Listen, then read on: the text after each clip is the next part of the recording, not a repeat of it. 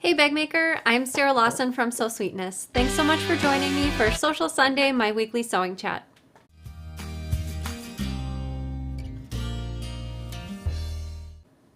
Hey everybody, happy Sunday and welcome to Sewcial Sunday. Thank you so much for joining me for the show. I see Amanda's watching from Milwaukee, Tracy from Texas, and Katie from Canada. So welcome everyone. I'm really excited for tonight's show. And we also have another segment of Bag Lab coming up today. If you're new around here, Bag Lab is my every other week segment where I take one of your emailed questions and answer them a bit more in depth. And if you have a bag making or sewing related question that you would like to submit for Bag Lab, the instructions to do so are in the description, so you can check that out after the show. So Danny will be joining me in just a second while he's making sure the technology is well underway. I just wanted to share some paintings that I got in the mail yesterday, and I had an artist make custom portraits of Smudge, Flash, and Olive. So I wanted to share them with you because I really love them so much. I didn't get one of Mikey because this whole thing was set up before we got Mikey, so I didn't know we'd be getting a puppy. So this first one is Smudge, and I only have one horse, but I leased Smudge before I bought my horse Olive, and so Smudge is, I call him my bestie, so I had to include him in the portraits that I got. The second one is, this is Flash, my bearded dragon, and in this particular portrait, she's getting some shed on her arm and a little bit on her back, so that's why it looks a bit white, but it's from a photograph where she was actually, I call it smiling. She's really not smiling. For a bearded dragon, they're regulating their temperature, but I like to call it smiling anyway. And then the third one is this is of Olive. And yeah, really excited to hang these on the wall in my bedroom. Hello, Danny. Hello, everyone. All right, some exciting stuff. So I'll let you get settled. I also I have a few things that I've linked to in the comments. So one of them is that the 4-pack video bundle. If you haven't already purchased it and you're interested in it, you have 5 days left. It will be available until May 20th at the end of the day, and then it'll go away. Won't be available anymore, but the individual patterns will be. So if you're interested in just a single pattern, or after May 20th, interested in checking out the 4 new patterns, you can find them on my website, but the link to the 4-pack video bundle is in the description if you're interested. And the Blazing Star Sew Along. The Blazing Star was one of the 4 new patterns. This is the Blazing Star bag right here. And the Sew Along kicked off today. So week 1 for the Sew Along. Do you have the schedule, Danny? Would you mind putting that up on the screen? All right, so week 1 starts today. Your assignment, if you're participating in the Sew Along for this week, is to cut out your fabric, attach it to the interfacing, and then make the zipper pockets, which are pictured right here. So there's one in the lining, one in the exterior.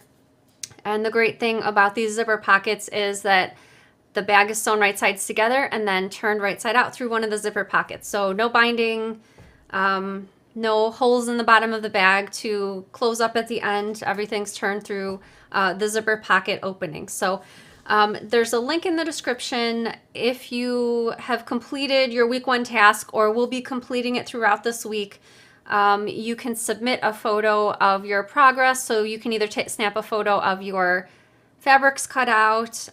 You can snap a photo of your zipper pockets like I had in my picture there, and post it on my blog to be eligible for a prize for this week. And you actually, I wanted to make sure everyone had plenty of time to participate. So each week's task, even though every week we'll be moving on to another task, you actually have 2 weeks to complete each task. And so I thought that was plenty of time.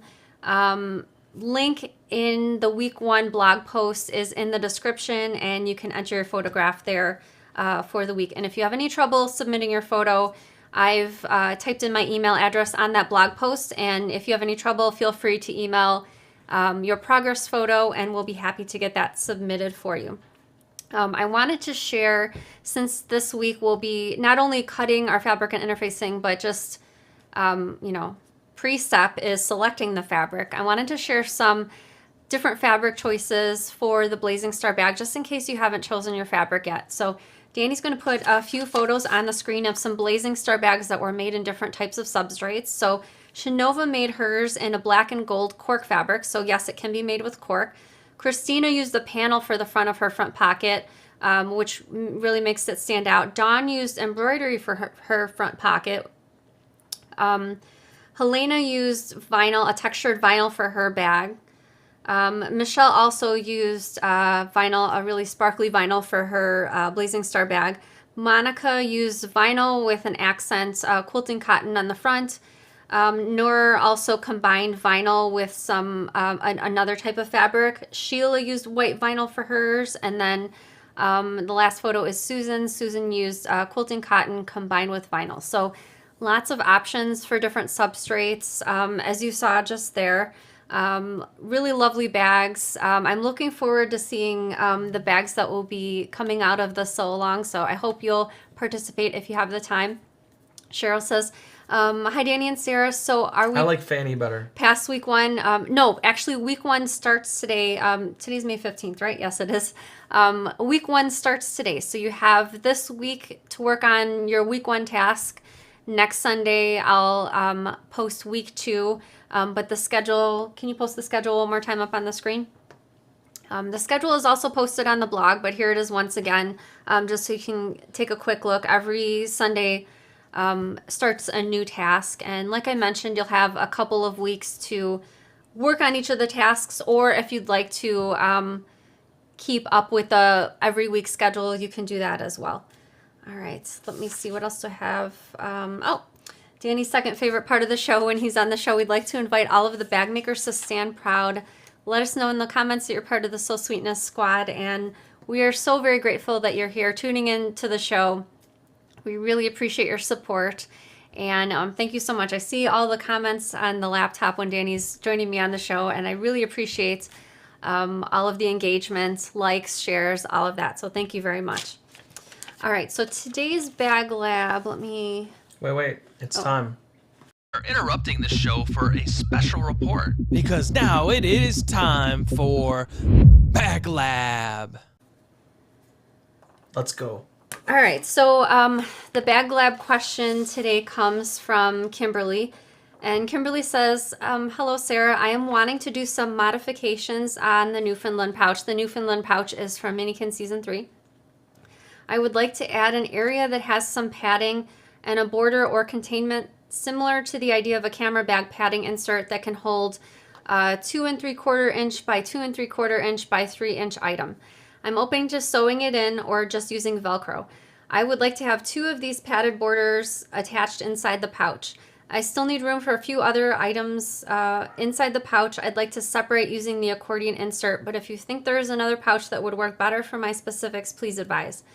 I have attached a few photos of the item, which is a fingerprint magnifier. Danny, could you put the photos up on the screen? Thank you. Okay, so this is what Kimberly wanted to place inside the pouch, and she placed it next to a ruler just so I could get an idea of the measurements. There we go, and there's the second photo. So those are the, I'm assuming, the fingerprint magnifiers. She says that I need help securing in the pouch. I work in the crime scene unit and love using my Newfoundland pouch to hold and separate my most used items when I'm on scene. I would like to make another one with your adjustments for when I attend court to testify about fingerprints. Looking forward to hearing your ideas. Thanks, Kimberly. First of all, it sounds like a really interesting job to have, and cool. Thank you for your bag lab questions. So I wanted to pull out, can you switch to the overhead camera for just a second? Okay, so this is the, let me move my things out of the way. This is the Newfoundland pouch. It's a zipper pouch, and it has this accordion divider in the center, and then there's like space for other items on either side. So I thought to combine some aspects of another pattern, which is the Ansel camera bag. So this bag closes using the parachute clips on the front. And then on the inside, there's Velcro, and then there's also this removable divider piece. So this piece is padded. assuming there's camera equipment going on the inside. I'm not sure the padding would be necessary in such a small project as this one, but it could be possible. So my modifications, and this is what I'm thinking. So for this particular bag, I used sew-in Velcro, also known as hook and loop closure. I used the Velcro brand makes like a soft sew-in version, and that's the one I got just because I wanted it to be more flexible and not so stiff. So I used the soft portion, and I think that's the loop portion, I think. As you can see, I used it horizontally in the bag, although if you prefer to use it just in a single spot vertically, you could. The reason I used it horizontally in this particular bag is so you could move the divider to different positions. If you only had it vertically, the Velcro, then you would just have it in a single static position. So you could decide what you would prefer. So let me talk about this portion first in the pouch, and then we'll talk about the divider. So I would suggest attaching the Velcro in this portion over here. Perhaps since this is not as tall as the bag is, perhaps just a single strip might be fine, maybe closer to the top. Although 2 strips would be okay as well, depending on which size pouch you're making. This particular one is size large, and the pouch comes in 3 different sizes, small, medium, and large. Okay, so the Velcro would be placed on both sides over here, and you would just stitch it in when the fabric is raw before you've sewn it right sides together. So let me, not right sides together. You would stitch the Velcro in before you start assembling this piece while it's still flat, while you've sewn any portion of it together. So I would recommend stitching the Velcro in from one end to the other so that the raw edges are enclosed, although you could also cut it shorter and then just top stitch all 4 edges. So this divider piece, it's just a rectangle. I actually wanted it to be padded, so it's got foam interfacing on the inside, although, let me move the bag out of the way. Although you could place different items in it as well. So I would recommend, it's just 2 rectangles, and I would recommend interfacing both of your rectangle pieces with Shapeflex interfacing, and then we'll later be turning it right side out, and then you could slip other interfacings inside, such as something less substantial perhaps a Decoville heavy, or even buckram if you'd like, something a little bit tiny bit stiff but thin. So the interfacing choices can vary, and I guess depending on personal preference. So what I did with the rectangle, obviously there's just the Velcro pieces on the one side, and so what I did was I placed the Velcro 3/4 of an inch in from each of these edges, and I also kept it out of the seam allowance. I just top stitched using a coordinating thread, so I just used white thread so it could blend in. I just top stitched 1/8 of an inch away from the outer edge of the Velcro for both pieces, sewed my 2 pieces of fabric right sides together, turned, and then at that point, if you'd like to insert the interfacings, you can, the interfacing of your choice, and then top stitching will close that opening from turning right side out. I also, you can probably see it better on this side, I also stitched 1/8 of an inch away from the inner edge of the Velcro, and that kind of helps this piece fold kind of naturally rather than you having to sort of bend it in place. So the size of this piece will depend on which size of the Newfoundland pouch you're making, or if you're working on another project that you'd like to have this piece in. So you want to measure the finished piece, the height, and then also how deep it is. So I went ahead and measured this before the show. This finished portion is 4 inches high, and the depth is 1.5 inches along the bottom, although you can see it kind of gets a little bit wider here. So being that Kimberly's piece was just slightly larger than the depth of this divider portion, might be okay to go with the size large without making any modifications. Also, another option is to modify the pouch to be increased by a certain percentage. So we'll be talking about increases and decreases for pattern pieces on a future show in the near future. But the large might be okay for what Kimberly's looking for.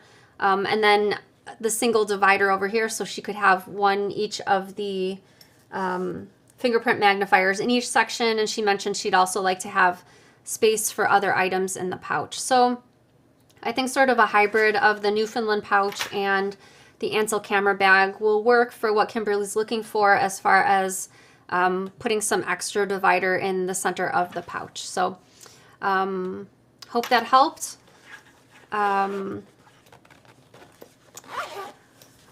Like I mentioned while I was discussing this Bag Lab topic, I have scheduled on a future show, I don't know the date just yet, but we will be discussing how to increase or decrease your pattern pieces. It's a question that I often get via email, people wanting to make a certain bag or pouch either larger or smaller to fit their particular needs. Perhaps they're interested in storing a very specific item in the bag or pouch, and so increasing or decreasing will help with that, and we'll be discussing that on a future Bag Lab. So yes, you want to get over to your pick of the week? Sure. I forgot to actually do pick of the week. So I ran on my computer real fast during the little lab right there. Oh, I was wondering where and you I did were. it really fast. And Bobby Sawyer was my picture of the week. I saw this actually you were yesterday. talking about yes, that I was yesterday. actually. So Yeah. I knew this was what I wanted to get. I just had to grab it. She made the triple threat briefcase. I'll show it one more time because the picture's a little quick. And she did like a Superman theme briefcase.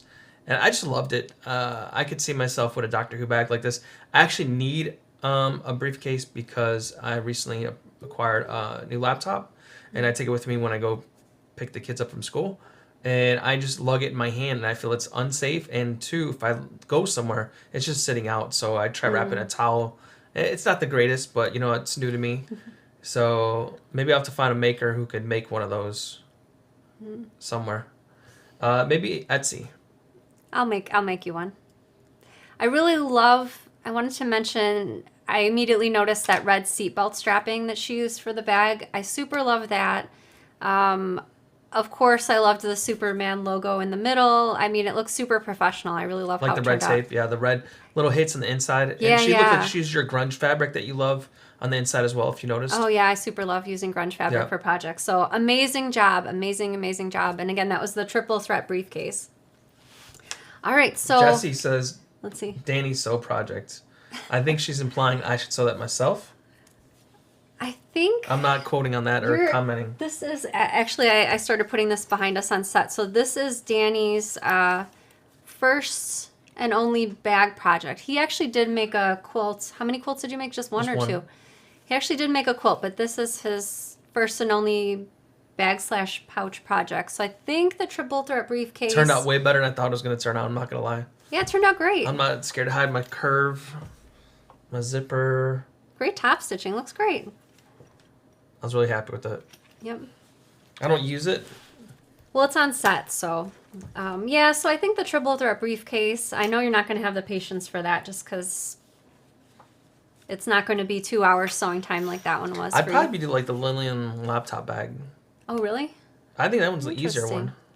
Or you can just make a grab and go sleeve, which is handles. Do you recall Yeah. that one off the top of I your do. head? It's part of the Minikins, right? Yep. One, I believe. You're right. Good memory. Yep.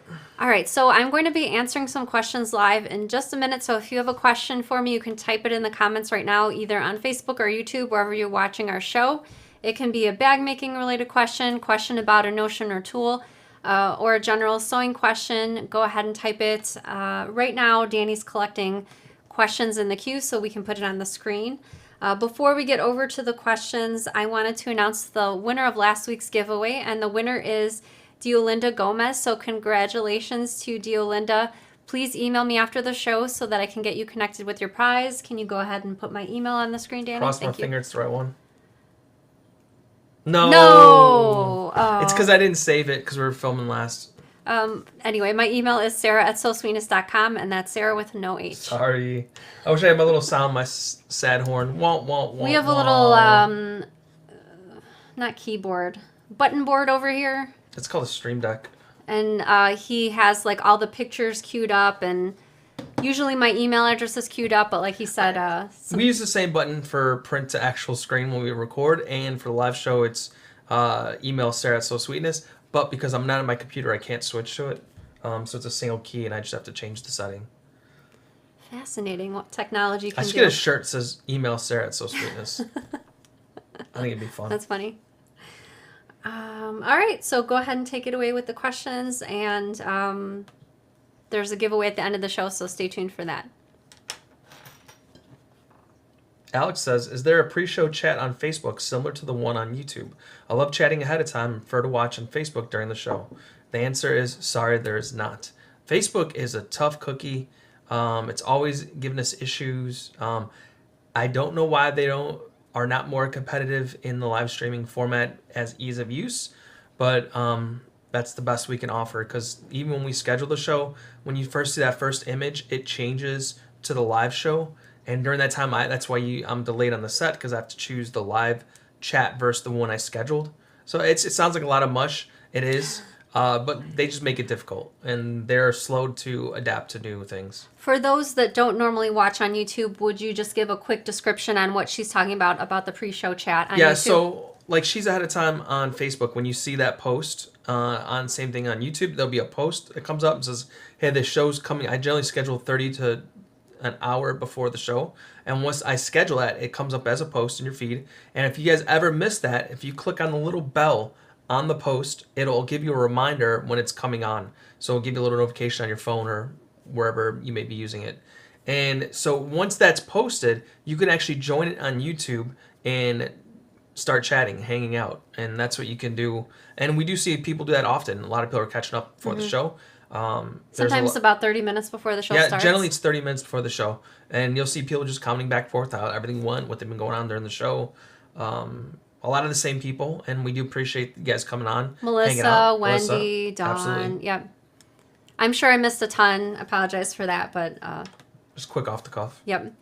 Jennifer says, is the smaller Tulip Pink webbing released yet, and will Sarah carry it? That's a great question. The Tulip Pink webbing, we currently carry it on our website in 1.5 inches wide webbing. She is coming out with it in 1 inch wide webbing in the same color combinations and also black and white webbing. It's not out yet, but we will have it as soon as we get it in stock. And if you're not familiar with it, this particular webbing, the Tulip Pink webbing, is very similar to seatbelt strapping. Not exactly the same, but I would say as close as you can get without being actual seatbelt webbing. And so it's really, really nice, bright colors, nice to work with. And I'm really excited that they're coming out in the 1 inch widths too, because I have bag patterns in both widths. And sometimes it's just nice to have the option of choosing from either of the two different widths. So we'll have it in the shop as soon as it comes out. Speaking of new items, we're going to be starting our monthly SewSweetness First is what I'm initially calling it. On the first of every month, we're going to be dropping new products in the shop. So you'll want to be signed up for our newsletter, because newsletter subscribers will be the first to hear. So I have new items coming that will be posted on June 1st and every month on the first of the month after, and some really exciting things in store. And some of them will be limited time items, meaning like as soon as we sell out, I won't be reordering, just so we can keep things fresh every month. Obviously, if I'm bringing in lots of new items every month, the inventory will start to accumulate. So some of the items, unfortunately, will be limited, but I think that will allow us to keep things continually new being added to the shop. Jan says, when sewing with clear vinyl, do you do anything special with the seams so that they look neat? I guess it depends. I don't know if you mean like finishing the seams, if there's raw edges, such as if you're making an entire bag out of the clear vinyl, such as the Pinto Stadium bag from Minikin Season 3. I covered those raw edges of the clear vinyl using binding, just because the raw edges, even though they don't fray, they're still shown on the lining portion of the bag. If you're talking about perhaps a vinyl clear pocket that will be sort of sewn into the seam of the bag, you don't need to do anything special. Although I usually like to attach binding to the top edge of clear pockets, or if I'm making a zippered pocket for the clear vinyl, binding helps to cover the raw edges of vinyl as well as the zipper. Tony says, what type of thread do you use for your bags? I'm so afraid of bags not holding up. So I feel like thread, like some interfacings, are personal preference. For me personally, I use Aurifil 40 weight thread, which is 100% cotton. I know a lot of people also like to use polyester thread. Polyester thread is fine as well. I've never personally had a bag rip open or the bottom seam of the bag ripped apart. I haven't had that occur, knock on wood, but lots of people like using different threads, and as long as you're using a high quality thread, should be fine. Linda says, do you have any sources for the seatbelt webbing for straps? So if you're not interested in the Tulip Pink webbing, if you want actual seatbelt webbing, I've purchased some in the past on Etsy, and you'll want to just check when you're ordering that you make sure to get the width that you're looking for. A lot of the seatbelt webbing that I've seen online is really wide at 2 inches wide, so you want to make sure you're checking the description before you order to make sure you're getting the width that you're intending to get.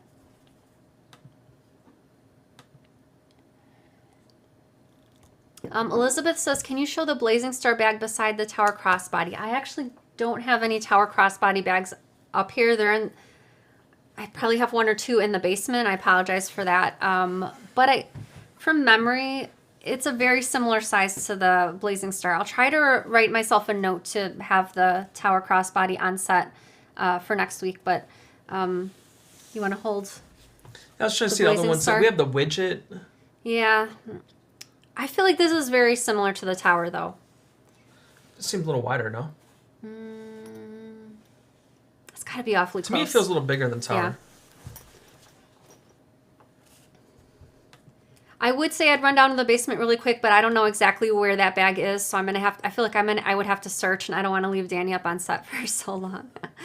Marilee says, do laptops generally vary in size very much? Trying to do a grab-and-go sleeve on the fly. So I'll let you answer that since that's more your department. Yeah, they do vary.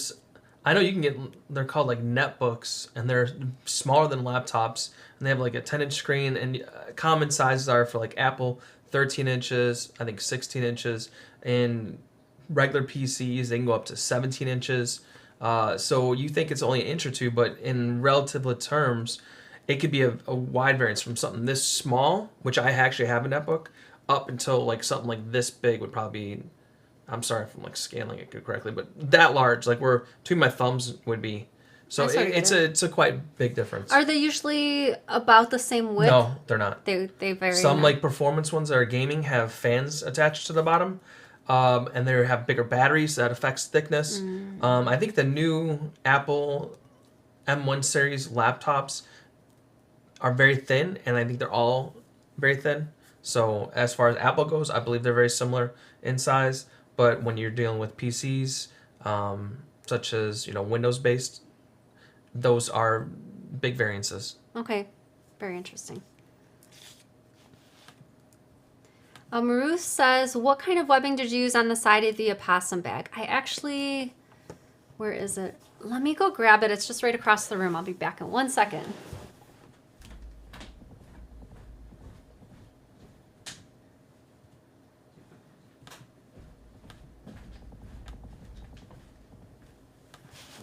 Actually, so this opossum bag, I actually didn't use webbing. I used quilting cotton. This is actually Kona Solid. I think this one was navy.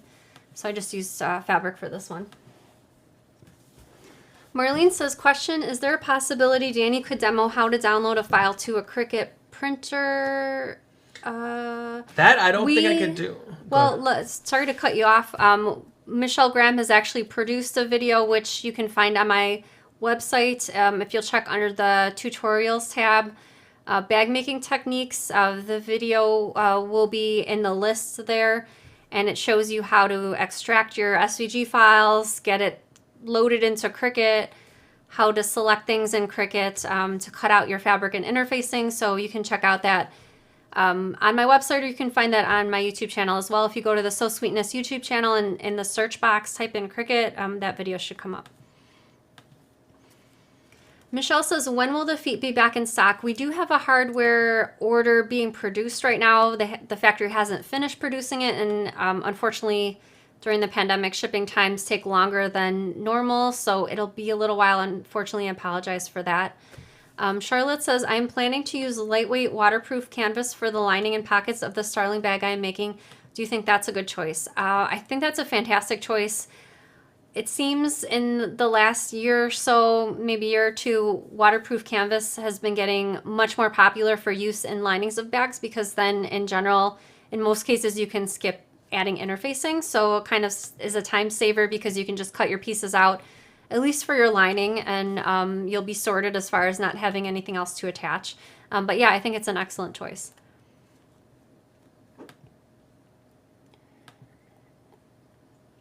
Joan wants to know, where can we get waterproof canvas? I'm sure there's websites that stock it, but I've purchased some on Etsy myself in the past. The kind I got was OtterTex waterproof canvas. I think that's the brand name, but maybe check out Etsy for some options as far as different colors, or mostly I saw solid colors for the waterproof canvas, but I think there's prints available as well. Carrie says, any tips for cutting clear vinyl? It's clear and so hard to line up with the lines of a ruler. I totally agree. I don't know if this is right or wrong, but this is what I personally do. So I get the clear vinyl smoothed out first. So sometimes when you get it from the store, it's either creased or wrinkly. So what I'll do is I'll heat up a spot on my ironing board, not the whole board, but just a spot big enough to warm up a small piece of the clear vinyl. I won't touch the iron to the clear vinyl, but I'll heat up a spot on the ironing board and then take my hands and kind of like rub it around like a wax on, wax off type of situation with the clear vinyl to get it smooth. Let it cool completely, and then I'll bring it over to my cutting table, take one of my quilting rulers, and I actually use, because I want the ink to show up, I actually use just a regular ballpoint pen. This one's black. Trace my pieces, whether it's a square, rectangle, or an actual paper pattern piece. I'll trace it onto the clear vinyl and then cut with scissors. So maybe there's a better way, but that's how I usually do it. Eileen says the blazing star is, thank you so much, Eileen. You're wonderful. Eileen got the measurements for the two, referring to the question from earlier. The blazing star bag is 9 inches long by 10 inches tall by 2 inches deep. The tower crossbody is 10 inches long by 10.5 inches tall by 1.5 inches deep. So very similar. Very, very similar. Thank you again, Eileen.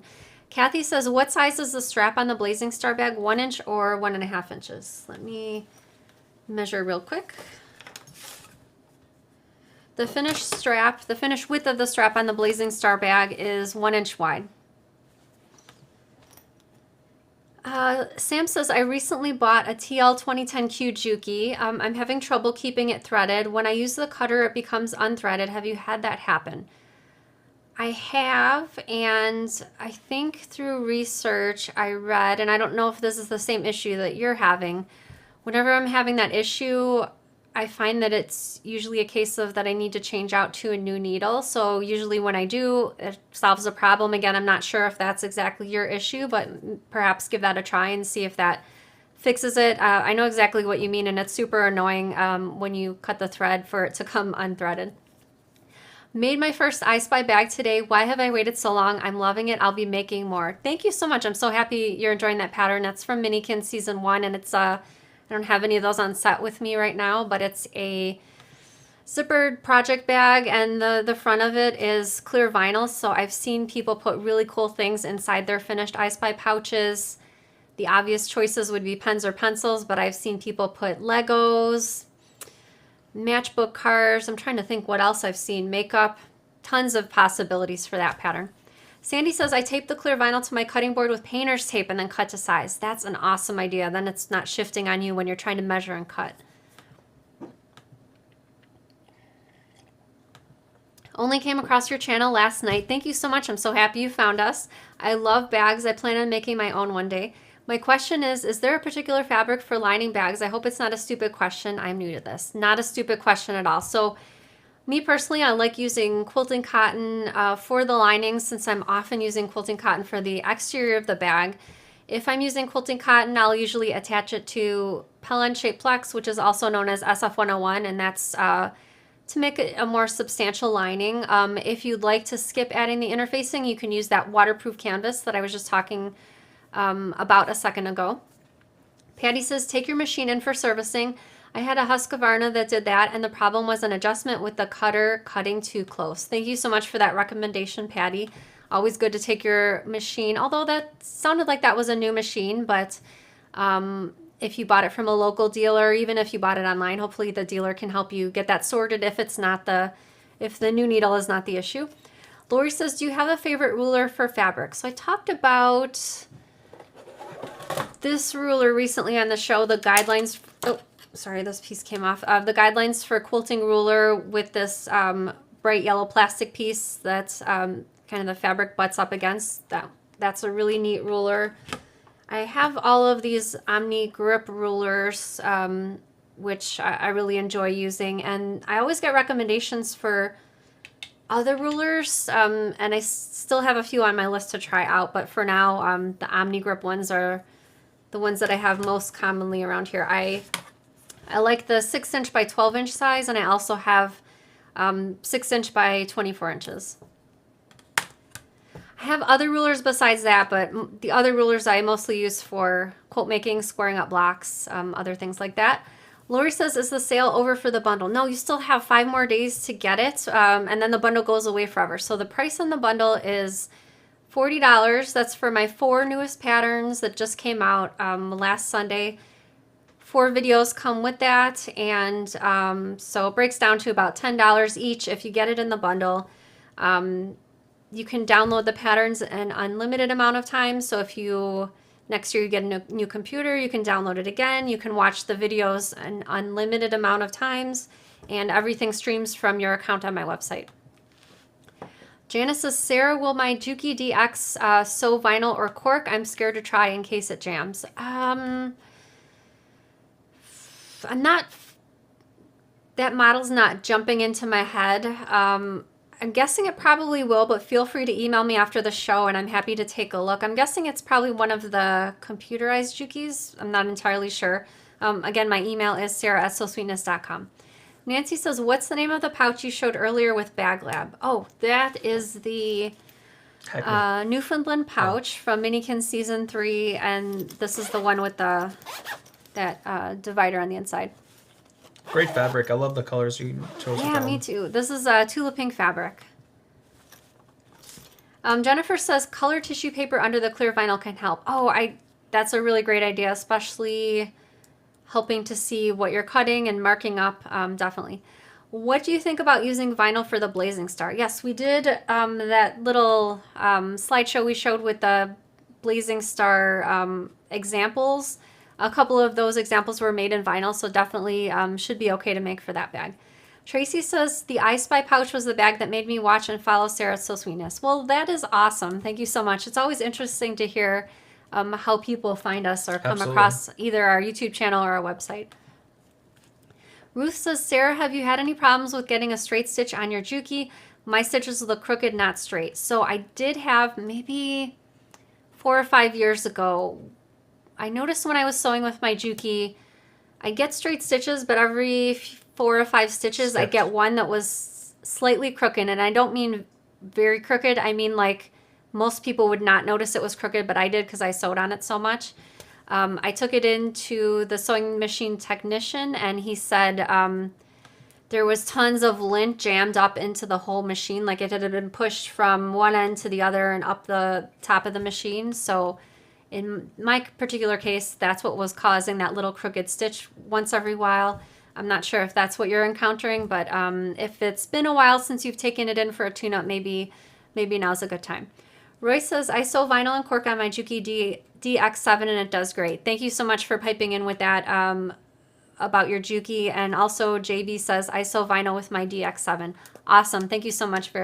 Thank you so very much.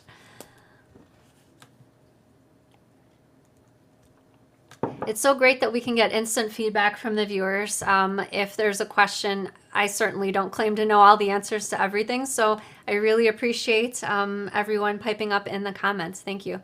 Kathy says, the Park Sling bag is what made me become a Bag Squad fan. I super love that one. I've made, how many Park Slings have I made? Well, there's someone in the Facebook group when I was going through the pictures just now, and she had probably, I want to guess, maybe 16 Park Sling bags like on a clothesline like an 8 on top of another 8. And I almost chose that because they're so fascinating and unique. She did a wonderful job with them too. I wish I'd Maybe remember next her time name. you can post it, yeah.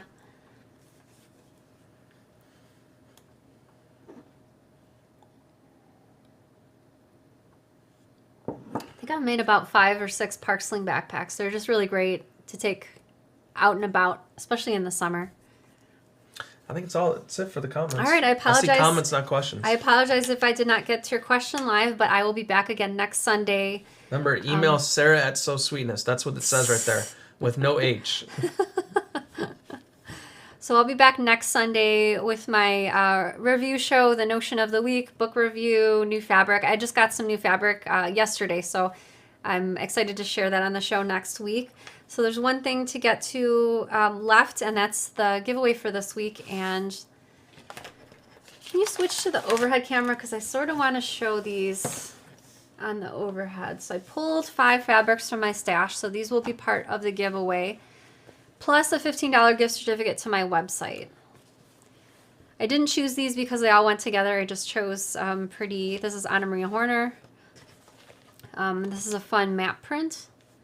And then this one I think this one came from England. This is a Kath Kidston fabric of English places, attractions. Thank you very much. So you can switch back to the front camera. The giveaway is randomly drawn, and you have until the end of the day this Saturday to leave a comment on this show, wherever you're watching it, on Facebook or YouTube. We combine all the comments together, and I will announce the winner on next Sunday's show.